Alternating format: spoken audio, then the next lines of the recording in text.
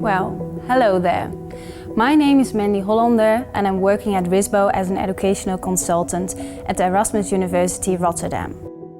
One of the things I enjoy the most in my work is working together with teachers to improve their education and to get inspired by all those teachers who want the best for their students.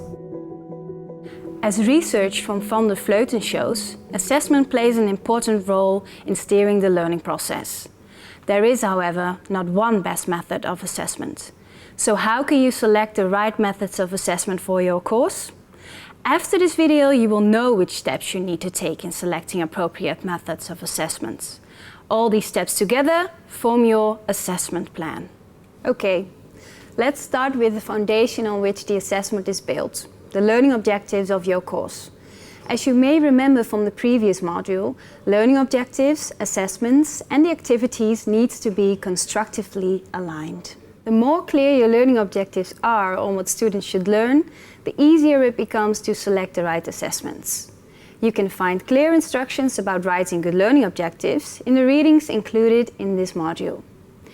In an ideal context, you would choose the methods of assessment that would fit best with the learning objectives, or one method of assessment would perfectly cover all your objectives.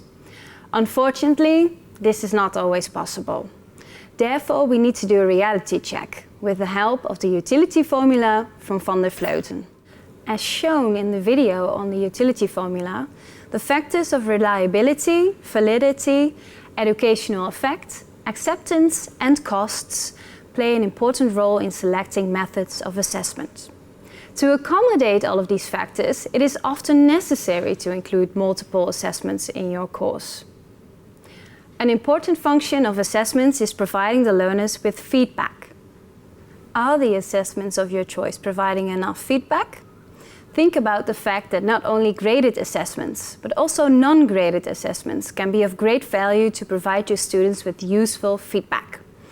After all, the ultimate goal is not just assessment of learning, but also assessment for learning. So there needs to be sufficient feedback opportunities.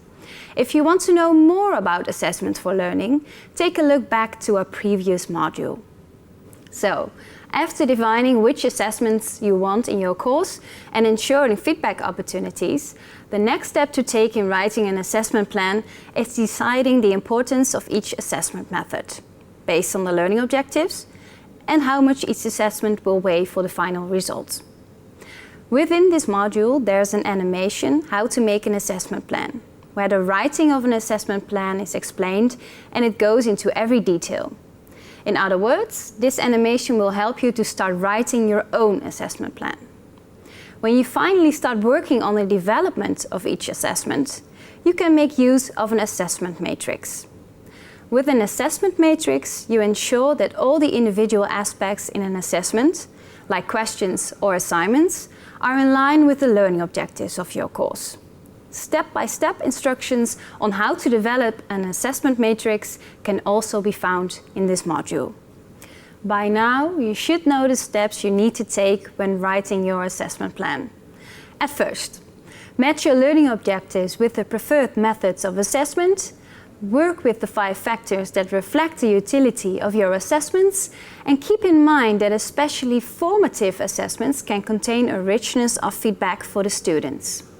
The final steps are assigning every method of assessment with a relative weight and constructing an assessment matrix to ensure the content of every individual assessment is in line with the learning objectives. Please watch this week's videos, where we will also provide experiences from teachers regarding how they plan their assessments. We also bring in students' perspectives. After all, they are the ones who should learn from the assessments. The activities in this module will help you to practice with the steps in the assessment plan. For now, the next step for you will be to start working on your own assessment plan. From Rotterdam, good luck!